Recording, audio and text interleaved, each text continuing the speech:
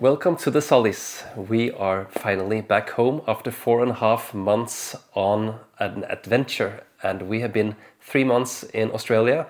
We have been 3 weeks in Thailand and 3 weeks in Malaysia and a few days in Hong Kong.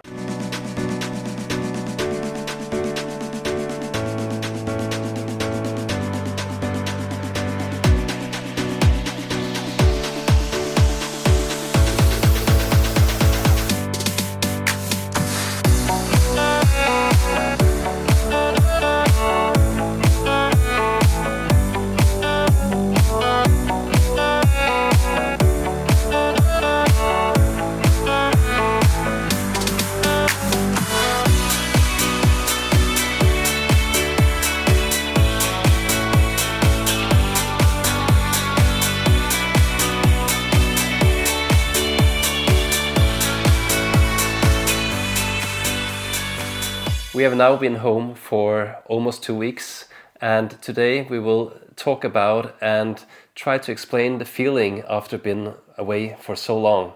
And the first thing I thought was very strange was to get home into our house, because after a few weeks gone, most people I think will start thinking, how is it at home, and can we still remember the smell, and how was it to live there, because now we are so far away.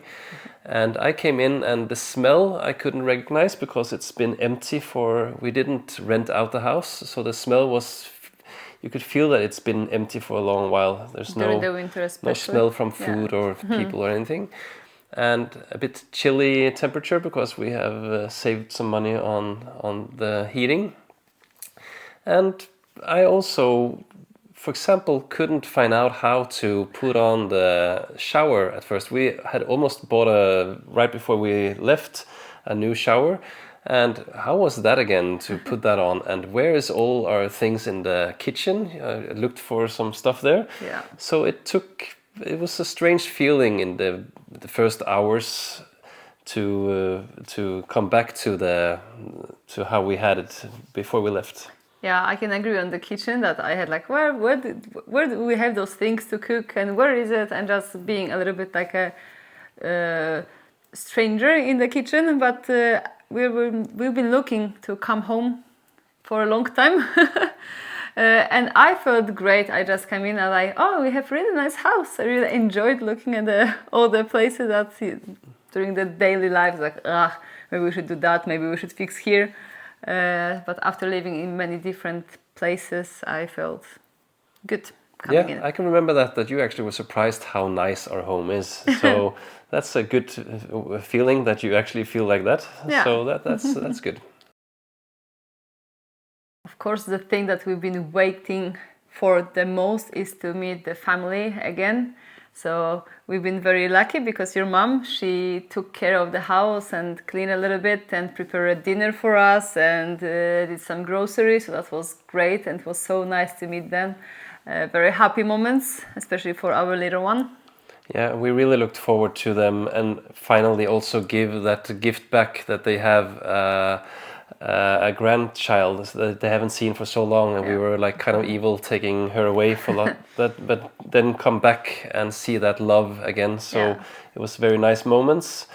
And so of course seeing the family is the biggest gift coming home, and you can then hopefully appreciate them more when you've been gone, and they can also do that back, because it's often when you are close to your family, of course they are there, but if you're gone for a long while, maybe you can appreciate it more. I have been on many adventures before when I was young, and I always had that feeling of I'm now going far away, and people will feel it that I'm gone. It will be an empty space, it will be a black hole in the town. Where's Tommy? And we really need to have an update on what exciting stuff he's doing. And I can actually remember I wrote emails in the old days to update people, and some friends actually complained later that they were so irritated that I had to write. Maybe they were a bit jealous also. It's usually that in Norway, that they don't like you doing a lot of fancy stuff. But I had the same feeling now when I came home, and now we tried really to sell in the idea of having a YouTube channel. You must follow us there because we are doing a lot of great stuff. And many people were just polite, maybe we will do it, or I am not watching YouTube, so I'm not sure I will do it. And other people will say, yeah, we will look at it. And then when you then come home, a lot of people have no idea what you've been doing. And yes, for me, it's a bit disappointing that you have a lot of people that it's almost that they thought they saw you last week. And you have so many exciting things to tell. But I'm not sure they are so interested. And I don't think they felt the same way as we did, because we are very far away doing a lot of fantastic stuff. But they are living their life, and then you're gone, but they have other friends and family, and when you're back, oh, how was your trip? Yeah, nice you're back. How was it? You answer good, and many people maybe are not super interested more than that. But I understand it kind of, as you said, there are different point of views. We are exploring new things, new places, and the rest, they are just living their life. And one of my main points in our first video here was that I really felt that Norway will now be inspired of what we did, and I thought maybe we could get in a newspaper or television and tell how it is. How can you just leave everything, and how much will it cost? Is it possible for people to do it? And then when we come back, people will be interested. Maybe we should do it also. And then you experience that most Norwegians don't know we have been gone. Even many of our friends have no clue of what's been going on. Maybe they know we've been gone, and then they ask politely, how was it? So but it's maybe also more normal now for people to leave.